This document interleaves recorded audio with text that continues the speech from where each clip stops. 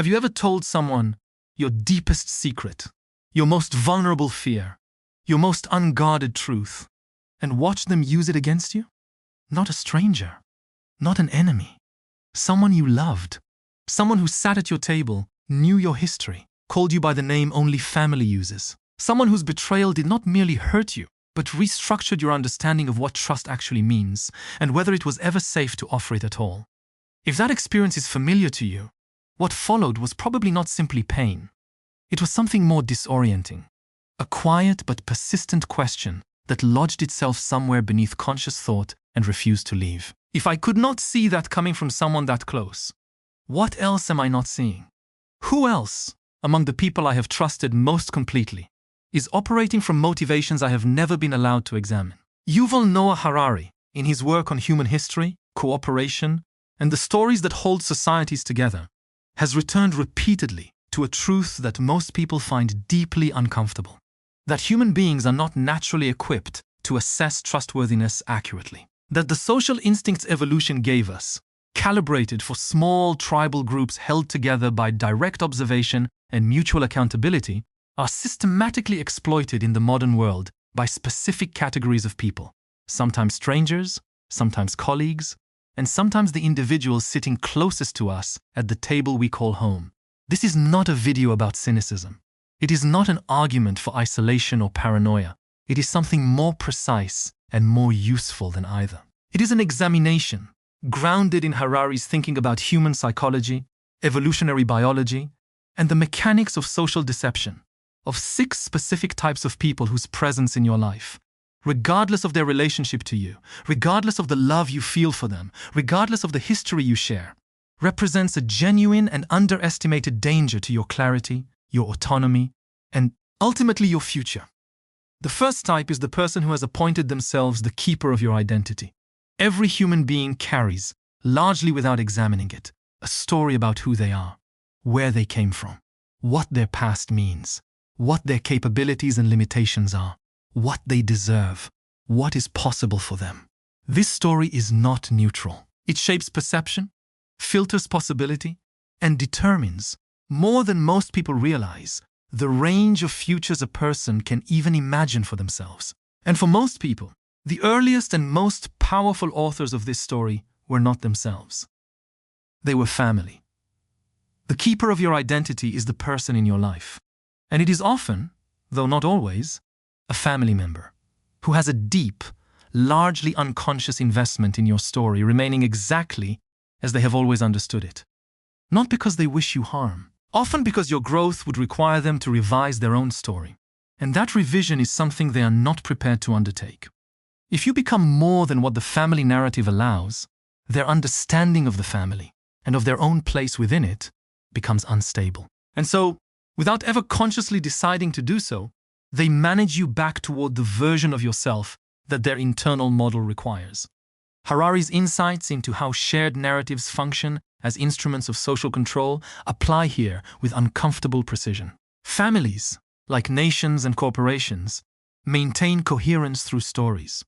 Stories about who belongs, who the family is, what the family values, what the family has survived. And like all stories that serve social functions, these narratives are defended, sometimes fiercely, against revision. The member of the family who begins to change, who begins to exceed the story's allowance for them, is often experienced not as inspiring, but as threatening. And the response, rarely explicit but consistently effective, is a sustained, low-level pressure to return. The keeper of your identity will remind you of your failures with apparent affection. They will invoke your history as evidence of your present limitations. They will express concern about your ambitions that is indistinguishable from love but functions as a ceiling. They will say things like, "That's just not who you are," or "Remember what happened last time," or "I just don't want you to be disappointed again." And because these statements arrive wrapped in genuine relationship, in real history, in the voice of someone who has known you since before you knew yourself, they carry a weight that the same words from a stranger never could.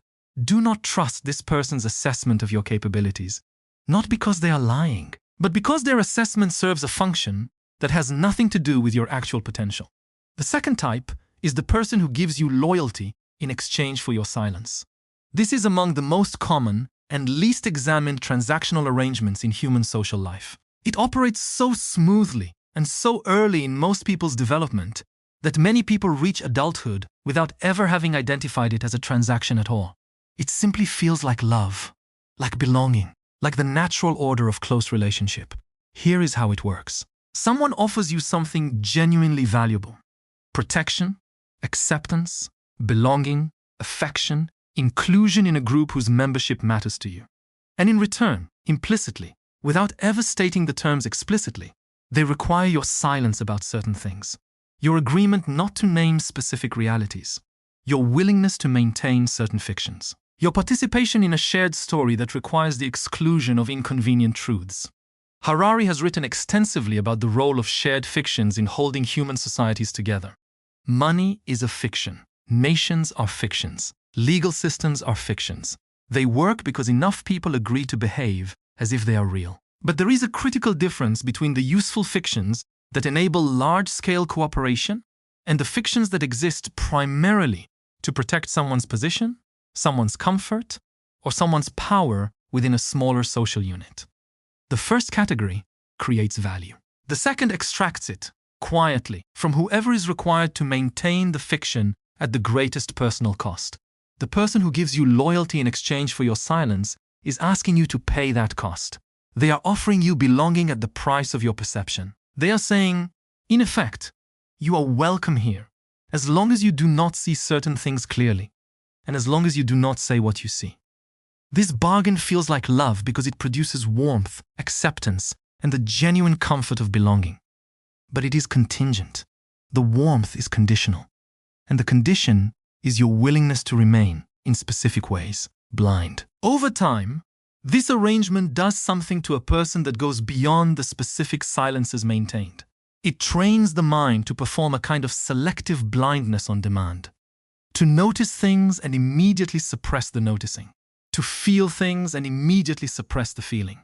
And this trained suppression does not stay neatly confined to the specific topics that the arrangement requires. It spreads. It weakens the capacity for clear perception generally. The person who has spent years maintaining a relationship by not seeing what they see, not saying what they know, eventually finds that the line between what they genuinely do not know and what they have simply trained themselves not to know has become disturbingly unclear. Do not trust this person's version of loyalty. It is real, but it is rented. And the rent is your clarity. The third type is the person who processes their own pain by generating yours. This is perhaps the most important category to understand and the most difficult to respond to with appropriate firmness, because the person in question is genuinely suffering. Their pain is real. Their damage is real.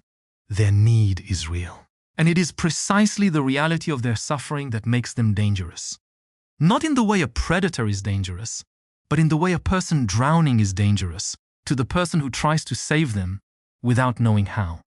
Harari's evolutionary framework helps explain why this pattern is so common and so persistent. Human beings evolved as deeply social animals in whom the distress of a group member triggered strong instinctual responses toward rescue and care. To witness someone suffering and feel compelled to alleviate, it is not weakness. It is one of the deepest expressions of the social instincts that allowed our species to survive. The problem is that these instincts did not evolve with any built-in capacity to distinguish between suffering that can be alleviated by another person's intervention and suffering that cannot, between pain that deserves compassionate response and pain that has organized itself over years or decades into a system for extracting resources, attention, and emotional energy from the people closest to the sufferer. The person who processes their pain by generating yours does not usually do this consciously. That is precisely what makes it so effective and so difficult to name. They have, often through genuinely difficult experience, developed a set of relational strategies. Guilt, helplessness, crisis, emotional volatility, the withdrawal of affection, the escalation of need, that reliably produce the attention, the care, the capitulation that their nervous system has learned to require. These strategies are not plans, they are patterns, deeply ingrained, largely automatic, and entirely sincere in the suffering they express, even as they systematically produce suffering in others. The person closest to this individual, and again, it is often a family member, finds themselves in an impossible position. To respond to the pain feels necessary and humane. To not respond feels cruel. But responding consistently, without boundaries, without the recognition that the pain being expressed is functioning as a mechanism of control, is to agree to an arrangement in which your own emotional resources are perpetually drained in service of a deficit that your care did not create and cannot fill. Do not trust this person's suffering to tell you what you owe them. Compassion and boundaries are not opposites. They are, in fact, the only combination that serves either of you honestly. The fourth type is the person who flatters you specifically to manage you.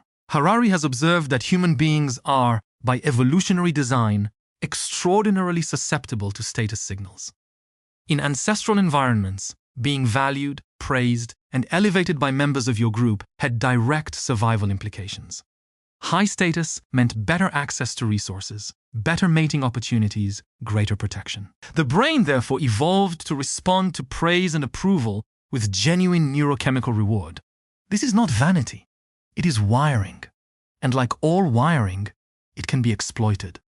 The person who flatters you specifically to manage you has understood, consciously or not, that your need for approval can be activated and used as a lever.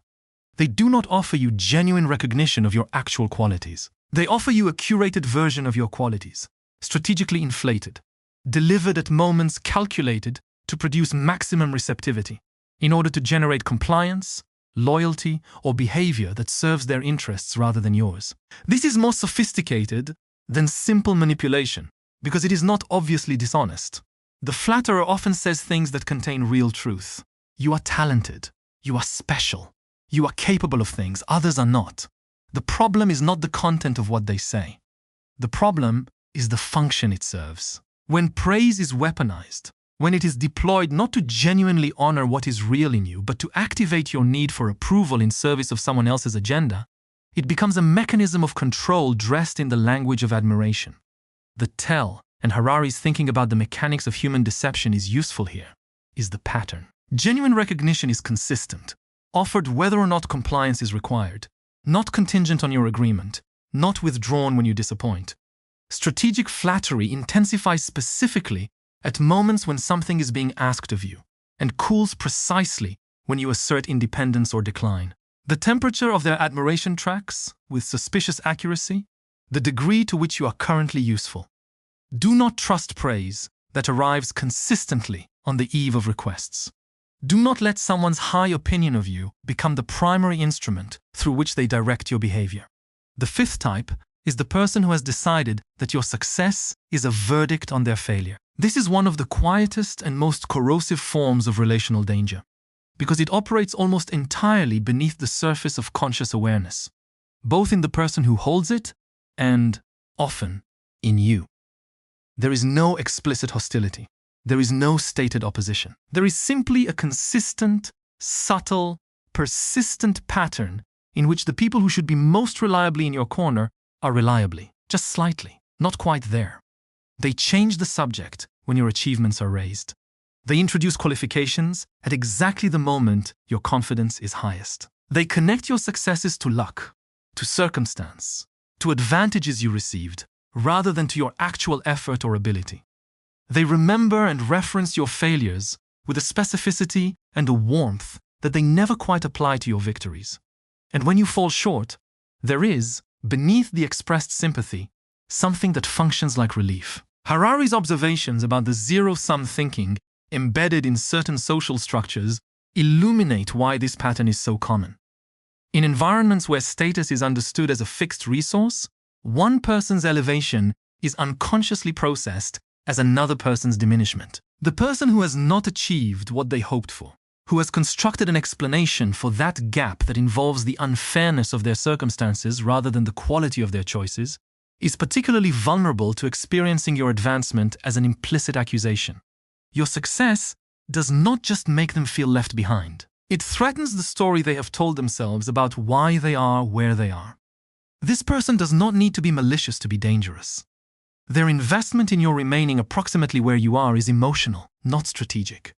But the effect on you, if you remain close to this person without understanding the dynamic, is real. The consistent low-level undermining, the missing enthusiasm, the reliable introduction of doubt at your most ambitious moments accumulates. It shapes your self-perception in ways you may not notice until you examine the distance between where you actually are and where your genuine abilities might have taken you. Do not trust the judgment of someone whose sense of their own worth depends on your limitations remaining in place. The sixth type is the person who loves the idea of you more than they love you. This is perhaps the most painful category because the person in question often genuinely believes they love you. The feeling is real. The attachment is real. The investment is real.